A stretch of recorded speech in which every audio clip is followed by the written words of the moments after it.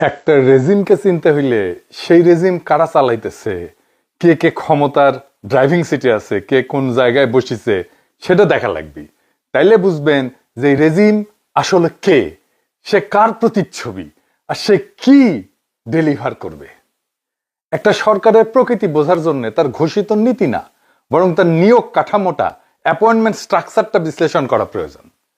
রাষ্ট্রের গুরুত্বপূর্ণ পদগুলোতে কোন ধরনের ব্যক্তি, কোন ধরনের নেটওয়ার্ক বসানো হইতেছে সেটা নির্ধারণ করে দেয় ক্ষমতার প্রকৃত ধারক কারা, এবং সেই সরকার কি ধরনের নীতি এবং আচরণ প্রদর্শন করবে। ইংরেজিতে একটা কথা আছে, ইংরেজি যেহেতু কইছে তাহলে ঠিকই কইছে, তাই না? পার্সোনেল ইজ পলিসি, অর্থাৎ কে কোথায় বসতেছে সেটাই বলে দেয় কোন ধরনের রাষ্ট্র চলবে।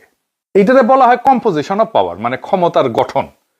রাজনৈতিক বিশ্লেষণ একটা গুরুত্বপূর্ণ পদ্ধতি হইল এলিট কম্পোজিশন অ্যানালাইসিস, মানে মন্ত্রিসভায় কারা, প্রশাসনে কারা, নিরাপত্তায় কারা, বিচার বিভাগে কারা, এইগুলা দেখা, মানুষ দেখা, এই সব মিলায় তৈরি হয় কম্পোজিশন অফ পাওয়ার। তা একটা রেজিমকে বিশ্লেষণ করতে হইলে তার ঘোষিত আদর্শ থেকে সরে এসে বাস্তব ক্ষমতার বিন্যাসকে দেখতে হয়। তাহলে বিএনপি কোন কম্পোজিশনে সরকারটা গঠন করছে, তাহলে বিএনপির এই কম্পোজিশন অফ পাওয়ার আমাদের অ্যানালাইসিস করতে হবে। আমি ডাক্তার খলিলের অ্যাপয়েন্টমেন্ট নিয়ে অ্যানালাইসিস করছি, এবং সেইখানে আমরা দেখতে পাচ্ছি যে কিভাবে বাংলাদেশের ফরেন পলিসি আমেরিকার সাথে বরাবর হয়েছে।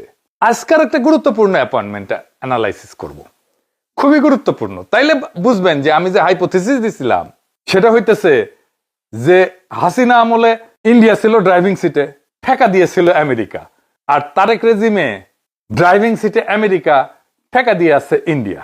আসেন এটা দেখি। আজকে আমরা অ্যানালাইসিস করব মেজর হাফিজ রেনিয়া। তিনি কেন স্পিকার হইলেন, কেন মেজর হাফিজ কে হইলেন। এইটার আগে আমরা জানি নি মেজর হাফিজ কে। আচ্ছা, তার আগে একটু বলে নিই যে মেজর হাফিজ 2024-এ হাসিনা পলানোর পরে প্রকাশ্যে আমার নাম নিয়ে কইছিলেন যে আমার এই উপদেশটা যেন বানানো হয়, আরো অনেকের নাম বলছিলেন আর কি। তো ওইখানে যে উনি যাদের নাম বলছিলেন, বোঝা যায় যে তাদের সম্পর্কে ওনার উচ্চ ধারণা আছে। ওনাকে ধন্যবাদ। তো শুনেন আগে কি বলছিলেন। যেমন ডাক্তার পিনাকি ভট্টাচার্য, যেমন প্রফেসর সলিমুল্লাহ খান, সাংবাদিক কনক সরওয়ার, আরও দেশে বিদেশে অনেক দেশপ্রেমিক, মোহাম্মদ ইলিয়াস, সাংবাদিক ইলিয়াস, তারা জনগণকে সংগঠিত করেছে। তারা পরিবার পরিজন সহ নিগৃহীত হয়েছে এদের হাতে। এই ধরনের ব্যক্তিরা যারা বিপ্লবকে সংগঠিত করার জন্য, জনগণকে সুসংগঠিত করার জন্য ভূমিকা রেখেছেন, এই ধরনের ব্যক্তিদের নিয়ে গঠিত হলে আমরা আরো আশ্বস্ত হতাম। শুনেছেন, আল্লাহ বাঁচাইছে, প্রফেসর ইউনূসের উপদেষ্টারা নাই হয়ে গেছেন, দেখছেন না, জনপরিষদ থেকে। বিশেষ করে একটা প্রস্তাবিত নির্বাচনের পুরা দায় প্রফেসর ইউনূসের সরকারের সবাইরে চিরকাল বহন করতে হবে। নিজেরাও বুঝে না রাজনীতি, কারোর কথা শুনেও নাই। যাই হোক, পুরানা ফেদলা আর না পারি, উনারা বাংলাদেশের রাজনীতিতে আর কোনো ভূমিকা রাখতে পারবেন না, যদি না কোনো দলে জয়েন করেন। কোনো দলে জয়েন করলেও খুব একটা ভালো গুরুত্ব পাইবেন বলে আমার মনে হয় না। ইন্ডিপেন্ডেন্ট ভয়েস হিসেবে উনাদের আখেরি বিদায় হয়ে গেছে। কেউ যদি মনে রাখে বা স্মরণ করে, তাহলে তাদের সীমাহীন অপদার্থতার জন্য আর বিপ্লবটাকে বেহাত করার জন্য তাদেরকে স্মরণ করবে আর গালাইবে সারাক্ষণ।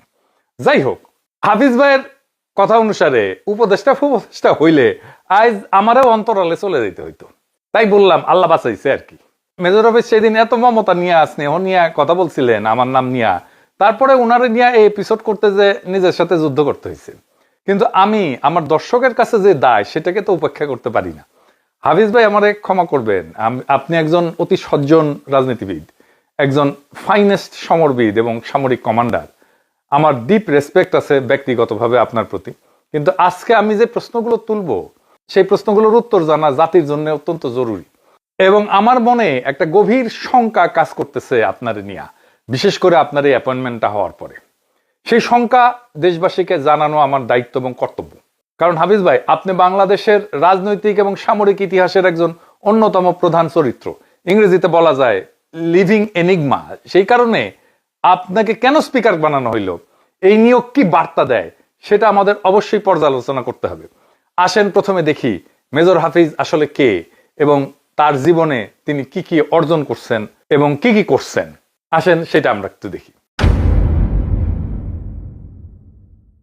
মেজর হাফিজ পাকিস্তান আর্মিতে কমিশন পান।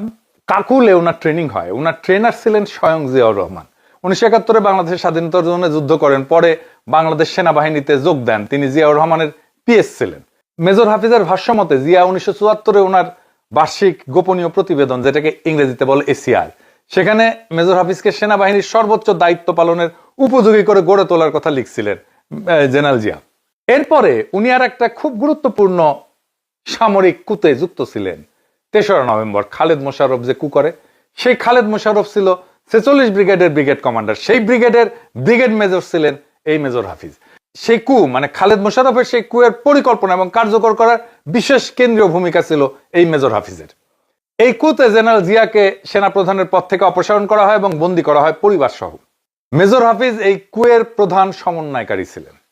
ব্রিগেড মেজর আসলে কি, এটা জানা থাকলে আপনি বুঝবেন মেজর হাফিজের এই কুতে কি ভূমিকা ছিল। আসেন দেখি ব্রিগেড মেজরটা কি। ব্রিগেড মেজর আসলে ব্রিগেড কমান্ডারের ডানহাত টাইপের স্টাফ অফিসার। তিনি নিজে ইউনিট কমান্ড করেন না, সেটা ঠিক, কিন্তু পুরো ব্রিগেডের কাজ চলার পেছনের মূল সমন্বয়কারী হইতেছে ব্রিগেড মেজর। ব্রিগেড কমান্ডার সিদ্ধান্ত নেন, আর ব্রিগেড মেজর সেই সিদ্ধান্তকে বাস্তবায়নের ব্যবস্থা করে। তার মানে ব্রিগেড কমান্ডার যদি মন্ত্রী হয়, তাহলে ব্রিগেড মেজর হইতেছে সচিব, বুঝিছাও। তার মূল দায়িত্বগুলো হইল অপারেশন প্ল্যানিং, মানে ব্রিগেড কোথায় যাবে, কিভাবে মোতায়েন হবে, যুদ্ধ বা অপারেশনের পরিকল্পনা তৈরি করা, বিভিন্ন ব্যাটালিয়নের ভূমিকা ঠিক করা, এইটা ব্রিগেড মেজরের কাজ। মানে মাঠে কিভাবে লড়াই হবে সেটা খসড়া ব্রিগেড মেজর বানায়। অর্ডার ইস্যু করা বা কমান্ডার যেটা বলে দিচ্ছে তার সিদ্ধান্তকে লিখিত অফিসিয়াল অর্ডারে রূপ দেওয়া, এটা ব্রিগেড মেজরের কাজ। এই অর্ডার সব ইউনিটে পৌঁছায় ব্রিগেড মেজর। কমান্ডারের কথা ব্রিগেড মেজরের মাধ্যমে ফর্মাল অর্ডার হিসাবে রূপ পায়। এরপরে কোঅর্ডিনেশন, মানে ব্রিগেডের অধীনে থাকা সব ব্যাটালিয়নের সাথে যোগাযোগ রাখা, কে কোথায় আছে, কি করতেছে, সব আপডেট রাখা, এটা ব্রিগেড মেজরের কাজ। সিচুয়েশন মনিটরিং, যুদ্ধক্ষেত্র বা অপারেশনের অবস্থা ট্র্যাক করা, রিপোর্ট সংগ্রহ করে কমান্ডারকে জানানো, এটা ব্রিগেড মেজরের কাজ। ডিসিপ্লিন এবং রুটিন স্টাফ ওয়ার্ক, ব্রিগেডের আভ্যন্তরীণ শৃঙ্খলা, ডেইলি মিলিটারি কাজ, ডিউটি, রোস্টার, মুভমেন্ট, এই সব কিছুই ব্রিগেড মেজর করে। তাহলে এই 3রা নভেম্বরে খালেদ মোশাররফের কুয়ের বিষয়টা পুরাটা অপারেশনের কাজ, মাঠের কাজ করছে মেজর হাফিজ। এই কুয়ের বিষয়টা খুবই গুরুত্বপূর্ণ, কারণ 1975-এ সোহরাওয়ার্দীর বডিগার্ড জয় বাংলা হওয়ার পরে আওয়ামী এবং ভারতপন্থীদের একটা কাউন্টার কু ছিল খালেদ মোশাররফের এই কু। অনেকে অনেক কথা বলার চেষ্টা করে যে খালেদ মোশাররফ ভারতপন্থী না, খালেদ মোশাররফ অ্যান্টি আওয়ামী লীগ ইত্যাদি ইত্যাদি মেলা কিছু হ্যান ত্যান। কিন্তু আমি আজকে এইটা মেজর হাফিজের বই থেকে দেখাই দেবো, এই কু ছিল বাকশালকে ফিরায় আনার কু। উনি একটা বই লিখছেন, সেটার নাম হইতেছে সৈনিক জীবন, গৌরবের 71, রক্তাক্ত 75। হ্যাঁ, এটা কে ছাপিছে জানেন? হ্যাঁ, কে ছাপিছে জানেন? তাহলে সব বরাবর হয়ে যাবে, বুঝে যাবেন আর কি, বুঝি চাও। ছাপিছে ফুন্দের আলো, দেখি চাও, দেখে দেন এডিটর সাহেব। এই বইটাই সেই কুয়ের বিস্তারিত তিনি লিখেছেন।